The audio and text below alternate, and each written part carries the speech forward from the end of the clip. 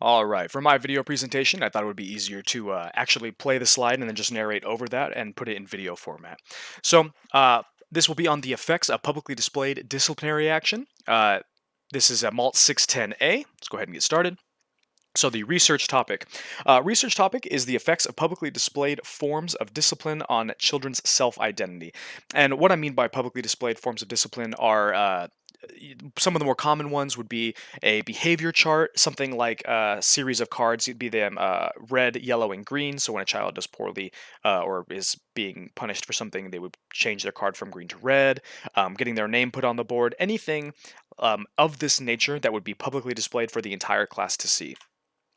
The research questions: does having a public display of discipline negatively affect the mental health of children in an elementary school classroom? What is the effectiveness of publicly displayed behavior charts for students in elementary school? And how do children's view of self worth relate to public display of behavior chart in elementary school classroom? To quickly describe the differences, or rather the nuances between questions 1 and 3. Number 1 is specifically about, okay, does a public display of discipline negatively affect the mental health of a child? So does a child suffer from that in one way or another? Whereas number 3 is more specific towards their view of self-worth. So even though they may have issues with mental health or whatever it may be, for example in number 1, that could be independent of a child's view of self-worth. If a child isn't undergoing any sort of major mental health issues, no sort of, for example, depression or anxieties or anything along those lines, and yet still has that negative self view and the idea that they would see themselves as a lesser or something along those lines, that would still apply to question number 3. So I see those two things as mutually exclusive, even though they are similar. So that would be the 3 questions. The research design. I'm planning to use a qualitative approach. Now, a quantitative approach, although I can see how that would be more beneficial in regards to having hard facts, hard numbers, something that you can literally just look at and prove. The 2 reasons I don't plan on using this: the main one is time constraint, and the second is the ease in which I can find quote unquote emotional data that can fit this qualitative approach. In regards to the time constraints, in order to find accurate numbers that would actually benefit, the current literature that we all have, the current resources available, it would need to not only find a classroom that uses some sort of public display of disciplinary action, but it would also need to find these children, find these teachers, do things such as surveys, take stock of when they behave poorly, when children behave poorly, when they improve, when they don't, how their numbers are regarding academia.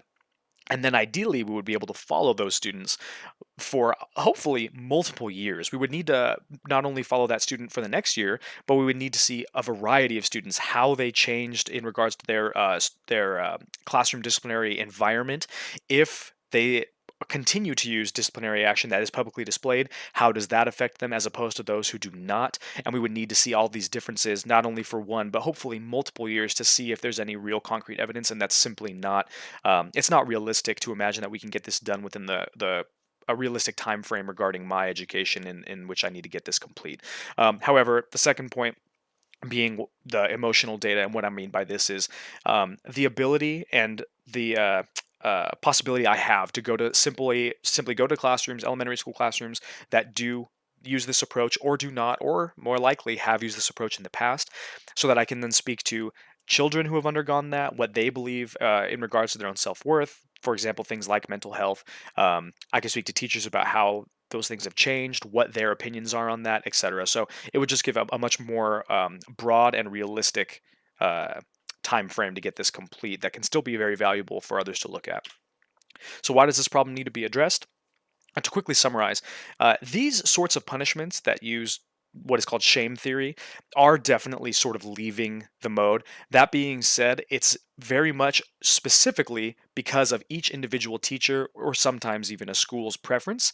It's very, very rarely, if ever, a district wide policy or any kind of like state or national rule set or law.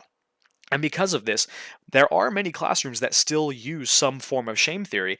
Um, so what may have seemed, honestly ridiculously in the past, like we would look at what was done before and see it as barbaric, such as things like putting a child in a corner with a dunce cap, for example. What is almost laughable now to think that that was regularly done in classrooms across the entire United States and the world.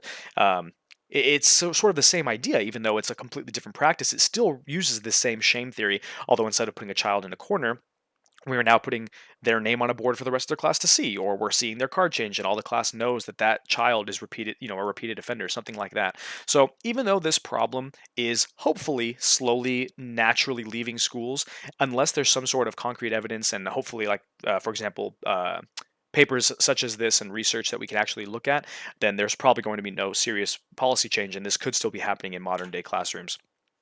So, how will this inform the future teaching practices for both myself and others? Um, the Now, I personally don't plan on using any form of publicly displayed discipline, but like I said, it is very, very common even today to see different versions of this. Um, Now, the current methods that we're using, I believe, also tie in very specifically with shame theory, but seen from an opposite side. And what I mean by that is the idea of a progression chart or something like that. It's very, very common to see teachers use something like, let's say, for example, you do something good, you get a star, something like that for behavior. Or let's say it's for academia, you do well on a test and you get your little, your little card moved up, or your something like that. Um, Even though there is no blatant negativity that's being shown and displayed to the rest of the classroom, by having some sort of progression chart like this, you are inevitably creating a sort of tier in which the kids who regularly produce poor work, or who are regularly problems in the classroom regarding classroom management and disciplinary issues, see themselves in the same light. It is still a publicly displayed form showing, where they're failing, as well as where others are succeeding. So I like to think that the teachers who do use this are using it with the idea that it's sort of an alternative to what we see as classic shame theory, although I believe that the two are not necessarily mutually exclusive, and it's very much possible that the two are tied in very clearly. So that would be, I believe, the strongest difference between uh, the common day practices used in the classroom from when this paper will be written to what I hope it will eventually achieve.